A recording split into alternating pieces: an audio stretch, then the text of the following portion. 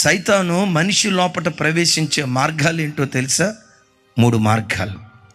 1, కంటి ద్వారా ప్రవేశిస్తాడు, తస్మాత్ జాగ్రత్త. 2, నోటి ద్వారా ప్రవేశిస్తాడు, తస్మాత్ జాగ్రత్త. చెవి ద్వారా ప్రవేశిస్తాడు. 3, ఈ 3 మార్గాల గుండా వాడు ప్రతి క్షణం వాడు ప్రవేశించాలని ప్రయత్నం చేస్తాడు. మనుషుణ్ణి పడగొట్టడానికి సైతాను వాడే మొట్టమొదటి ఆయుధం నీ కన్నే. నీ కన్నే, నీ కన్నే. అవమును పాడు చేసింది ఆ కన్ను కాదా? ఆకానును పాడు చేసింది ఆ కన్ను కాదా? సింహపు గుండె వంటి గుండె కలిగిన దావీదును పాడు చేసింది ఆ కన్ను కాదా? న్యాయాధిపతి అయిన సంసోను భ్రష్టునిగా మార్చింది ఆ కన్ను కాదా? అందుకనే ఈరోజు వాక్యం వింటున్న బిడ్డలరా, క్రైస్తవునిగా నీ బ్రతుకులో నీ చూపు విషయంలో జాగ్రత్త, నీ కంటి విషయంలో జాగ్రత్త. యేసుక్రీస్తు ప్రభువారు అంటారు కదా, దేహమంతటికి దీపము నీ కన్ను మంచిదైతే దేహమంతా వెలుగుమయమై ఉంటుంది.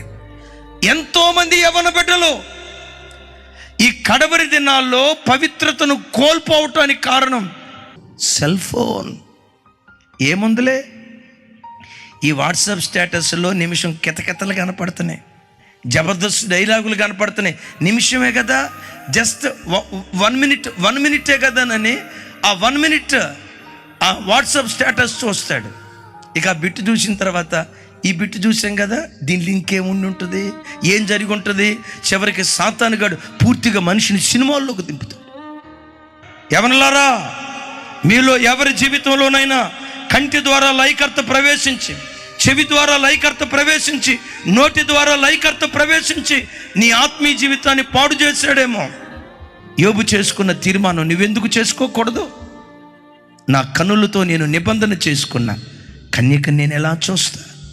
వ్యర్థమైన వాటిని చూడకుండా నా కన్నులు త్రిప్పివేయని దావీదు భక్తుడు చేసిన ప్రార్థన, యోబు భక్తుడు చేసిన ప్రార్థన నువ్వు చేసుకొని కన్ననే మార్గాన్ని, చెవులనే మార్గాన్ని, నోరనే మార్గాన్ని నువ్వు జాగ్రత్తగా కాపాడుకుంటే లయకర్త నీ ఇంటిలోకి రాడు, ఆదరణకర్త నీ ఇంటిలో సంచరించటం ప్రారంభిస్తాడు ఆయన.